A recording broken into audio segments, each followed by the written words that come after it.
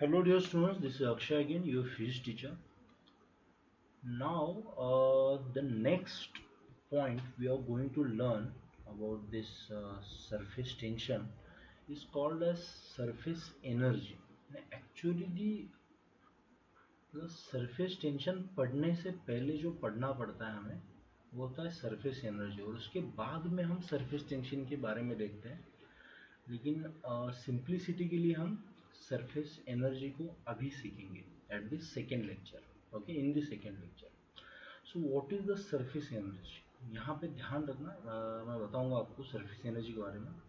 और जब ये एनसीईआरटी से पढ़ोगे या फिर अपने टेक्स्ट बुक से पढ़ोगे तो थोड़ा सा डिफिकल्ट लग सकता है, बिकॉज थोड़ा सा लैंग्वेज भी उन्होंने उतना दिया है क्योंकि उसके लिए थोड़ा बेसिक नॉलेज चाहिए होता है कंजर्वेटिव फोर्सेस का या फिर पोटेंशियल एनर्जी का। तो मैं आपको बताऊंगा, ठीक है। तो थोड़ी सी रिवीजन लेते हैं क्योंकि मुझे पता है कि आपको कहाँ से स्टार्ट करना है। ओके, तो थोड़ी सी रिवीजन लेते हैं कि हमने देखा था इलेक्ट्रोस्टैटिक्स में।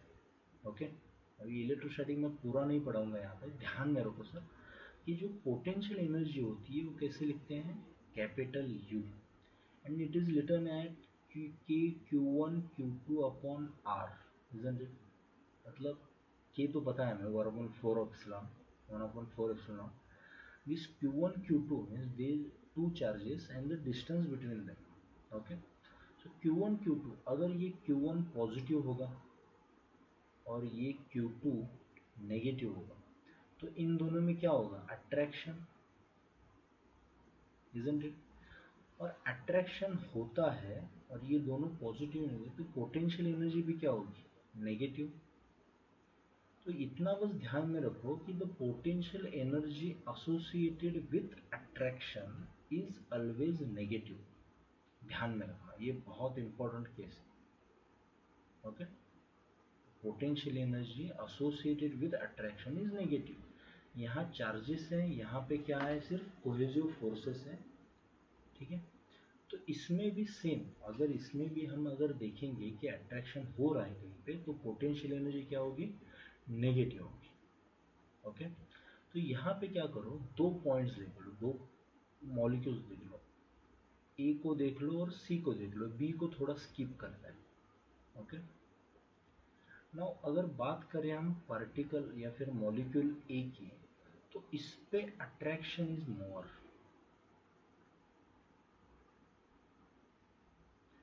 मैं रिजल्टेंट फोर्स की बात नहीं कर रहा, I am talking about the attraction, क्योंकि इसमें ये पोटेंशियल एनर्जी जो है स्केलर है, इसके सिंपली एडिशन हो जाता है। मतलब ये मॉलिक्यूल भी खींच रहा है तो उसकी पोटेंशियल एनर्जी, ये मॉलिक्यूल खींच रहा है तो उसकी पोटेंशियल, कैंसल आउट नहीं करते एक दूसरे को, because this is a scalar, force cancel out करता है। तो attraction is more, so the potential energy is more negative, isn't it? अगर अट्रैक्शन ज़्यादा है तो पोटेंशियल एनर्जी मोर नेगेटिव होगी। मतलब मान लो -500 जूल हो सकती है, अगर और ज़्यादा अट्रैक्शन होता तो ये -1000 जूल होती। करेक्ट है। एंड नाउ फॉर सी, यहाँ पे देखो, एयर का भी छोड़ दो, I am talking about cohesive forces. तो इसमें बस इतने ही, मतलब नियरली हाफ मॉलिक्यूल से इसको क्या कर रहा है, अट्रैक्ट कर रहा है। So I can say the attraction is less. ये बस समझ लो, ये बुक की लैंग्वेज नहीं सिखा रहा हूँ मैं, सिंपल समझने के लिए। So the potential energy is more, sorry, less negative. इसका मतलब क्या है कि ये शायद 250 जूल हो सकती है, -250 जूल, इजंट इट? तो ए की जो एनर्जी होगी, potential energy, we assumed it to be -500, and for C we assumed, or it is always lesser than in terms of negative, or it is -250। समझ में आ रहा है? तो इसमें बताओ किसकी एनर्जी ज़्यादा है। ध्यान रखो, अगर मैं कहूँ सी की एनर्जी ए से ज़्यादा है, इज इट करेक्ट? ऑब्वियसली देखो कैसे, पोटेंशियल एनर्जी ऑफ ए कितनी है, -500, और पोटेंशियल एनर्जी ऑफ सी कितनी है, -250। अगर मान लो मैंने क्या किया, -250 को रीअरेंज करके ऐसे लिखा कि -500 + 250, इज इट करेक्ट? मतलब यू ए और यू सी या फिर पार्टिकल ए और मॉलिक्यूल ए और मॉलिक्यूल सी की जो एनर्जी थी सेम थी, बस सी में कुछ एक्स्ट्रा एनर्जी आ गई है, एंड दैट टू पॉजिटिव, ऐसे कह सकते हैं हम। और आई can say that energy or the potential energy of molecule C, the potential energy of molecule C is greater than potential energy of molecule A. देखो नेगेटिव ज़्यादा है, इसका मतलब क्या है, इसकी कम है एनर्जी, और ये एक्स्ट्रा एनर्जी किसके लिए आई है, बताओ, सोचो। कि जो, या फिर ऐसे बोल सकते हो, ये जो एक्स्ट्रा एनर्जी आई है इसको कहीं तो स्पेंड करना पड़ेगा, it is spend in terms of ये जो मॉलिक्यूल्स यहाँ पे होते हैं ऊपर, यहाँ से जो भी मॉलिक्यूल्स आपने नीचे भेजे थे डाउनवर्ड पुल के हिसाब से, उसके वजह से जो ऊपर बचे उनमें एक स्ट्रेचिंग फोर्स आ गया है ना, सरफेस टेंशन, उसके वजह से एक्स्ट्रा एनर्जी आ गई है। And this extra energy is called as surface energy. ठीक है, तो इसकी डेफिनेशन आप बुक से पढ़ लो, बस मैंने जो सिखाया वो दिमाग में रख लो।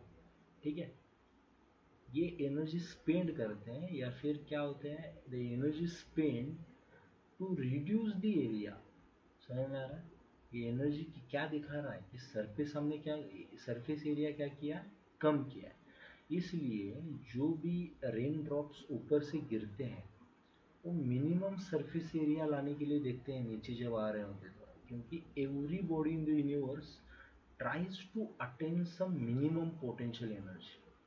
तो ये तो ग्रेविटी के हिसाब से नीचे आ ही रहा है, ठीक है, लेकिन इस पे जो विस्कस ड्रैग लगेगा या फिर सरफेस टेंशन जो भी होगा, कुछ भी होगा, ये मिनिमम करना चाहेगा। और मिनिमम जो सरफेस एरिया होता है that is what 4πr², that of sphere. इसलिए दुनिया की कोई भी बॉडी, उसका नेचुरल शेप क्या होता है, स्पीयर होता है। समझ में आ रहा है? तो कोई भी बॉडी मिनिमम एनर्जी लाने के लिए देखती है, मिनिमम एनर्जी। और मिनिमम एनर्जी लाने का एक बढ़िया तरीका क्या है कि मिनिमम सरफेस एरिया रखो। समझ में आया? ये मैं आपको सिखाना चाहता हूँ। तो यहाँ पे अगर मिनिमम एनर्जी है, ठीक है, या फिर एक्स्ट्रा एनर्जी या फिर जो भी आया है, ये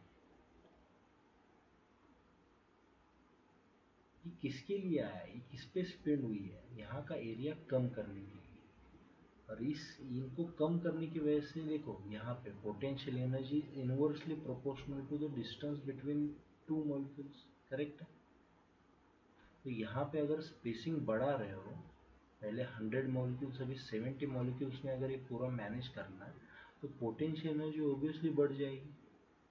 Got it? That's why this extra energy comes into picture and which is called as surface energy. तो अभी हम देखेंगे सरफेस एनर्जी का फॉर्मूला क्या है, या फिर the relation between surface energy and surface tension. Okay,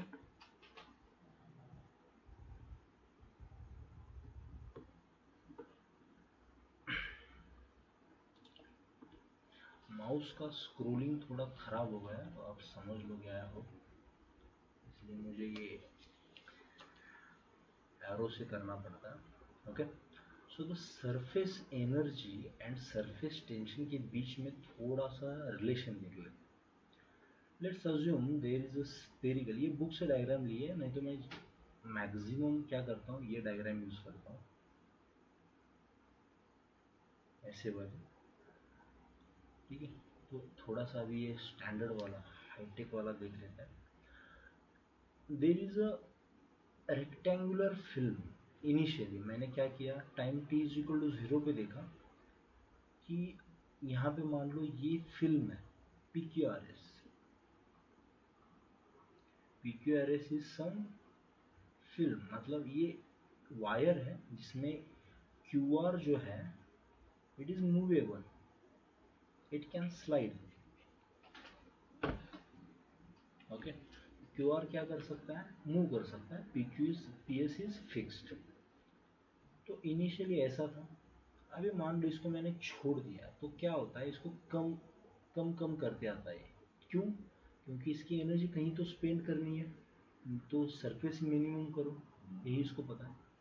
लेकिन और ये जो फोर्स लग रहा है इसके ऊपर, यहाँ पे जो फोर्स लग रहा है, it is what, this force.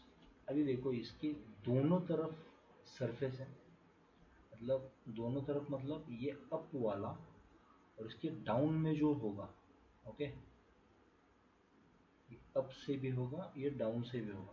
तो दोनों तरफ से, मतलब इसको अगर मैं देखूं वायर का सेक्शन, तो ये सरफेस है अपना वाटर सरफेस, तो ऊपर से भी खींचेगा और डाउनवर्ड से भी खींचेगा इसकी तरफ। तो the total force will be 2 into TL, correct? So this force, the total force by which it is pulling it towards the other end, the force is what, 2 into TL। TL पता है हमें, वो surface बस दो है इसलिए double आ रहा है यहाँ। Okay, so this is equation number 1।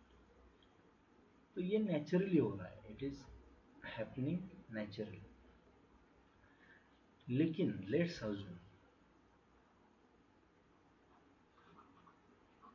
Assume a case that मैंने क्या किया, equal and opposite force,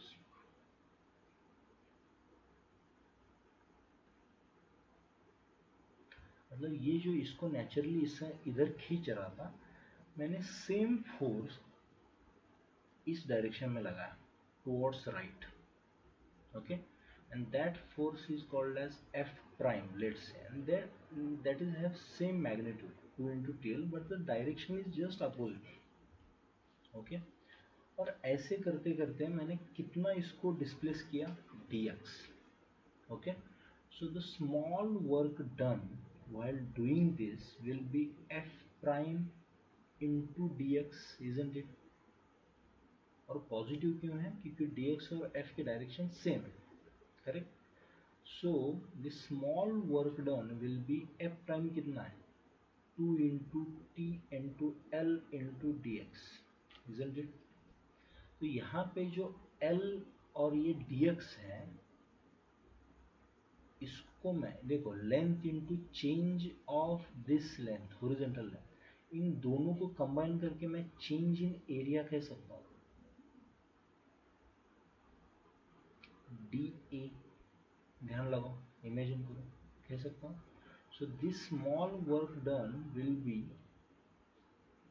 2 into, or you can say t into dA, isn't it? ऐसे भी कह सकता हूँ, या फिर आप दोनों को change in area on both sides अगर कह रहे हो तो ये 2 into D आ जाएगा। ओके, 2 into 4 into ये बाद में देख लेते हैं, लेकिन ये थोड़ा सा 2 वगैरह भी भूल जाओ। अगर मैं कहूँ कि ये जो 2 है 2 into DA है, that is the work done to change the area on both the directions, मतलब ऊपर वाला भी, अप वाला भी और डाउन वाला भी, दोनों का भी क्या करना है, एरिया क्या करना है, हमें बढ़ाना है, चेंज करना है। तो ये 2 इंटू एल, ये 2 into L into D x, ये हम टोटल एरिया कह सकते हैं। So this change in W will be T into D A. Normal case है, देखो ये यहाँ पे 2 मैंने क्यों इलिमिनेट किया, ये अगर अभी कंफ्यूज हो रहा है तो डोंट वरी, ये थोड़ा सा भूल जाओ, क्योंकि ये जब हम एप्लीकेशंस लेंगे बबल वाला या फिर ड्रॉप, रेन ड्रॉप की वगैरह बात करेंगे, तो उसमें हम अच्छे से देख लेंगे। अभी बस ये टी, डी ए और डी डब्ल्यू इसके ध्यान में रखो। तो यहाँ पे अगर मैं टी की बात करूँ which is surface tension, it can also be written as D W by D A. Okay, so it is called as work done or energy spent per unit area, ये हमारे लिए इम्पोर्टेंट। तो अगर हमें total work निकलना है तो हम सिंपली क्या करेंगे, इंटीग्रेशन करेंगे टी इंटू डी ए का। सो इनिशियल एरिया और फाइनल एरिया बस देखेंगे और ये इसको इंटीग्रेट कर देंगे, और सिंपली डी ए का इंटीग्रेशन क्या होता है, ए होता है। So it will T into area final minus area initial, इसको सॉल्व कर लेंगे तो we will get the total work done. Getting it?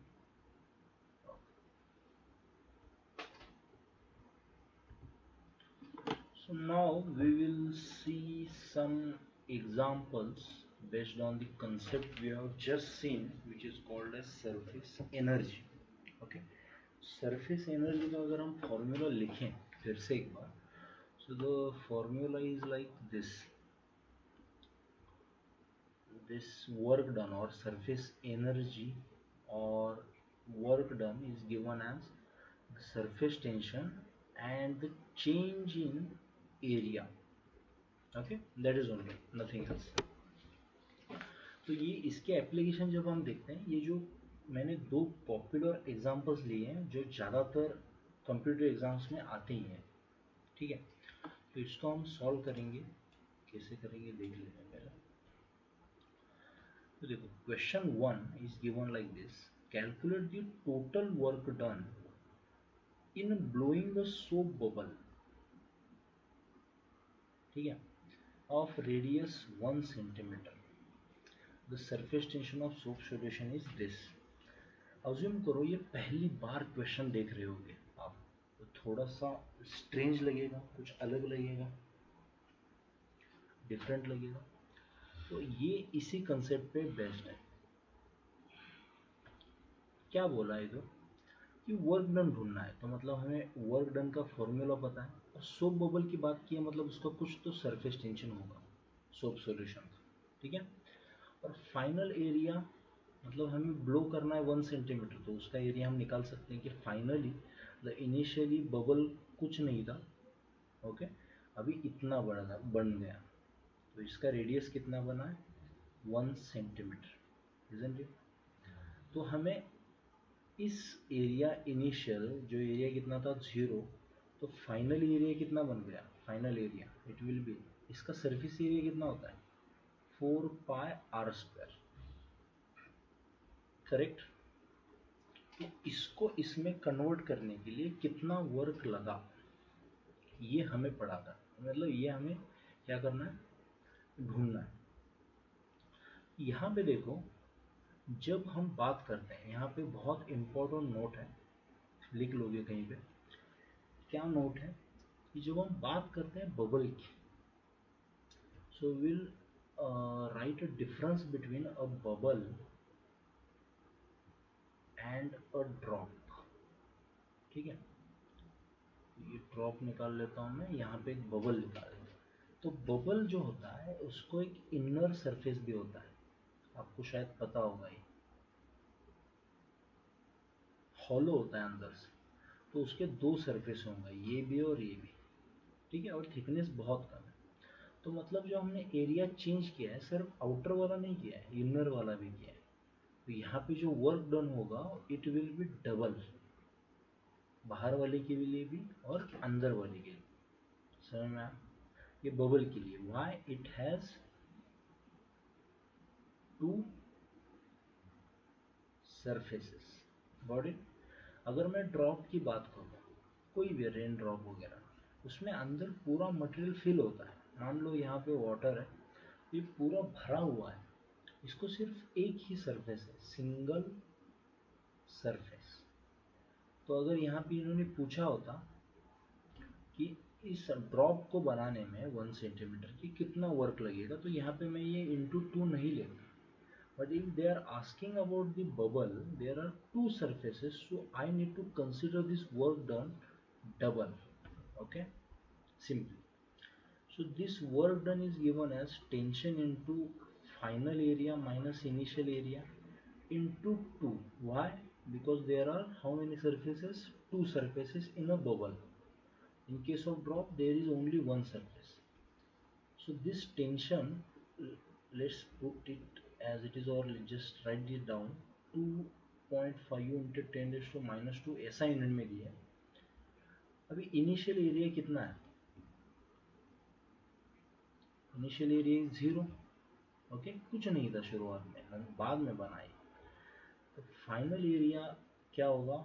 4 into pi की वैल्यू अप्रोक्सीमेटली मैं 3 लेता हूँ सिंप्लिसिटी के लिए, इनटू आर कितना है? 1 सेंटीमीटर. 1 सेंटीमीटर मतलब 10 raise to minus 2 metres into square. ये 4 पाई आर स्क्वायर क्या होता है? स्फीयर का सरफेस एरिया होता है. Okay, and we are considering it 2 times. Getting it? So this work done will be 2.5 into 2, that is 5, into 4 into 3, that is 12, into this 10 raised to 10 raised to minus 6. Okay, minus 10 minus 4. So this will be approximately, I have written approximately, okay, because we have approximated pi as 3. So this will be approximately 6 into 10 raised to minus 5 joule. Okay, a very simple problem to consider. ऐसे ही करना है इसको. अगर bubble की बात करें तो यहाँ पे 2 लेना है, इसमें कुछ रॉकेट साइंस नहीं है. बबल की बात करें तो 2 लेना है, ड्रॉप की बात करें तो 1 लेना है, बाकी सब सेम है. Okay,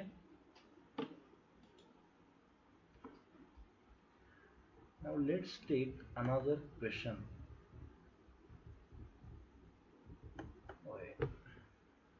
let's take another question.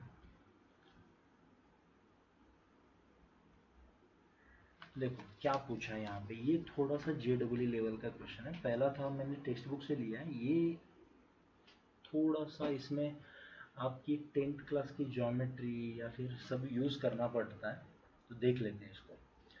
Calculate the energy released, मतलब वर्क डन की बात करें, इसमें ज़्यादा टेंशन नहीं लेना है. Energy required, energy released, energy spent, work done, ये सभी उसी का फॉर्म है कि the work done is given as tension into area final minus area initial. अगर बबल की बात करें तो इनटू 2, ड्रॉप की बात करें तो कुछ नहीं. ठीक है. When 100 small water drops, each of radius 10 raised to minus 7 meter, coalesce to form one large drop. मतलब क्या है? 1000 छोटे छोटे ड्रॉप्स. अब यहाँ पे 1000 नहीं लिख सकता, इसलिए समझ लो 1000 ड्रॉप्स हैं, उनका एक सिंगल बड़ा ड्रॉप बन गया. ओके, पहले 1000 थे, अब कितना है? 1 ड्रॉप है. तो हमें पूछा गया है कि इसमें वर्क डन कितना है. अभी देखो, हर एक का छोटा छोटा छोटा 4 पाई आर स्क्वायर वाला एरिया होगा. ठीक है, समझ लो बस. तो हर एक का बहुत ज़्यादा सरफेस एरिया होगा. वो अगर हमने सरफेस एरिया यहाँ पे कम कर दिया है, रिड्यूस कर दिया, तो एनर्जी ऑब्वियसली कहीं ना कहीं रिलीज हो जाएगी. तो वही एनर्जी कितनी होगी हमें पूछा गया है, और उसके लिए हम फॉर्मूला क्या यूज़ करेंगे? W is equal to T into change in area, change in surface area, because we are talking about surface tension. Okay, तो देख लो इसको सॉल्व कैसे करना है. तो टेंशन जो है ये तो पता है हमें, and now they are talking about drop, so there are no two surfaces, nothing, so we can use this same formula. But यहाँ पे थोड़ी सी चीजें अलग हो जाती. अभी यहाँ पे जो इनिशियल एरिया था, ओके, यहाँ पे जो इनिशियल एरिया था वो कितना था? 1000 ड्रॉप्स थे, और हर एक का कुछ रेडियस था. तो the initial area was 1000 into 4 pi R square, या फिर मैं इसको R1 बोल देता हूँ. The radius, first radius was R1, and now the second radius, let's say it has radius R2. So area final will be 4 pi R2 square. तो हमें R1 तो पता है यहाँ पे, R1 ये दिया है 10⁻⁻7 मीटर्स, लेकिन R2 कैसे निकाले? दिमाग लगाओ, क्या करोगे? यहाँ तो देखो, यहाँ पे AI भी पता है, AF भी पता है, इसमें डाल के पूरा वर्क डन निकाल सकते हैं, लेकिन सरफेस टेंशन पता है हमें दिया है यहाँ। AF की बात कर रहे हैं, AI की बात कर रहे हैं, तो ये भी पता है हमें, R1 की वैल्यू डाल सकते हैं, लेकिन AF अगर लिखना है यहाँ पे तो R2 हमें पता नहीं है कि form one large drop of what radius, ये नहीं बताया इन्होंने, तो R2 कैसे लिखें? तो R2 लिखने के लिए हम यूज करेंगे वॉल्यूम इक्वालिटी। ये शायद बहुत बच्चों के दिमाग में आया भी होगा कि इनिशियली जितना वॉल्यूम था उतना ही वॉल्यूम फाइनल में रहेगा, या फिर इनिशियली जितना भी मास था उतना ही मास लास्ट में रहेगा। सो इनिशियली वॉल्यूम कितना था, कितने ड्रॉप्स थे, 1000, ओके, इनटू हर एक का वॉल्यूम था 4/3 pi R1 cube is equal to, last में बना है 4/3 पाई R2 क्यूब। So ये 4/3 pi, 4/3 pi cancel out. Now this R2 cube is equal to 10⁻³ R1 cube. Correct है? 1000 को मैंने क्या लिखा, 10⁻³। अभी तीनों तरफ, दोनों तरफ अगर क्यूब रूट कर दें तो ये क्या जाता है, R2 is equal to 10R1। Plus minus लिखने की कोई जरूरत नहीं है, कुछ नहीं, because we are talking about magnitude only, isn't it? तो हमें ये मिल गया, तो हम इसमें पुट करेंगे 4 pi into 10R1 square, isn't it? या फिर इसको लिखेंगे शॉर्ट में 4 pi into 100 into R1 square, correct है? ये दोनों मिल गए अभी, तो इसमें पुट करो। सरफेस टेंशन कितना है, 7 इंटू 10⁻²। फाइनल एरिया कितना है,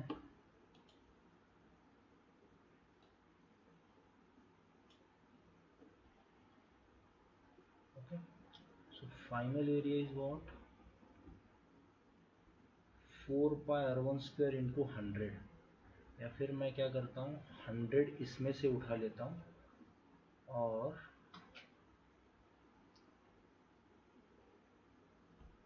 चलो यार ये लिखता हूँ मैं, आपको कन्फ्यूजन नहीं, या फिर इसको नए पेज पे लिख, यहाँ पे नए लाइन पे लिखते हैं। सरफेस टेंशन कितना है, 7 इंटू 10⁻²।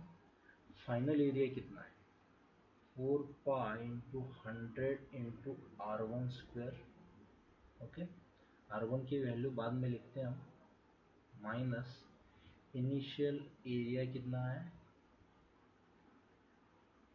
1000 इंटू 4 पाई R1 स्क्वायर। 1 मिनट, यहाँ पे अगर देखोगे, या 4 पाई R1 स्क्वायर, 4 पाई R1 स्क्वायर कॉमन लेते हैं बाहर, this will be 7 into 10⁻²।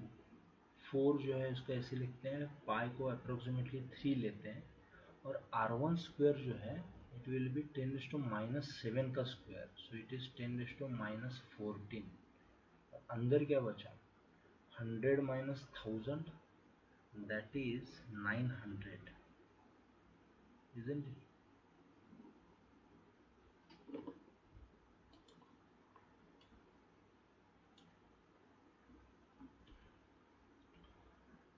Okay, minus 900. Why this is negative? Because energy is being released, that's why. Okay, don't worry about that, we are just concerned about the magnitude only. So this will be 4 3s are 12. You just solve it, okay, and tell me the answer later on. I will try this. So the answer is 12 8.4 into, now this is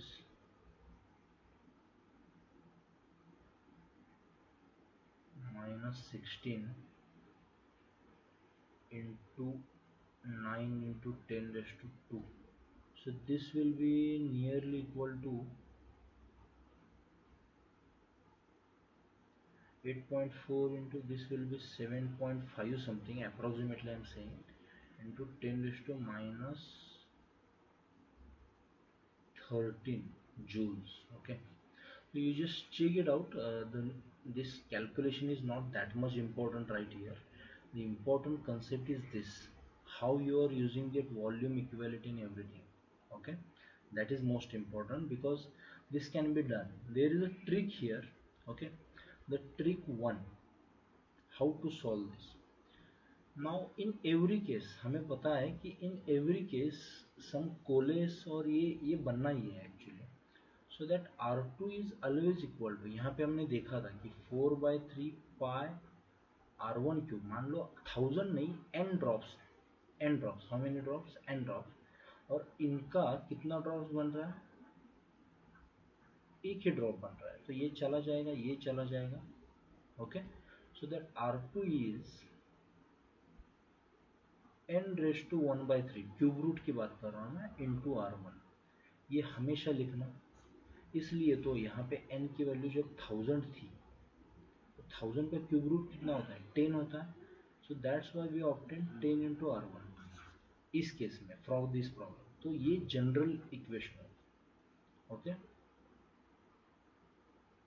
ये use करके आप solve कर सकते हैं, या फिर अलग अलग बुक्स में इसके शॉर्टकट्स भी हैं, लेकिन I would not suggest you to use those shortcuts right now, क्योंकि अभी प्रैक्टिस करो नॉर्मल मेथड से, उसके बाद खुद के शॉर्टकट्स बन जाएंगे आपके. ये ट्रिक, ये मेथड होती है पढ़ाई करने की. ठीक है, डायरेक्टली कोई फॉर्मूला देख दिया, हाँ वो बहुत अच्छा है डायरेक्ट, और अगली बार अगर क्वेश्चन घुमा फिरा के आ गया, तो फिर वो फॉर्मूला धरा के धरा रह जाएगा, पूरा कुछ नहीं आएगा. इसलिए मैं बता रहा हूँ कि खुद के ट्रिक्स बनाओ. यहाँ पे पहले ऐसे सॉल्व कर रहे हो, अगर ये भूल भी जाओगे तो भी कर सकोगे इससे. समझ में आ रहा है, इसलिए ऐसे करना होता है.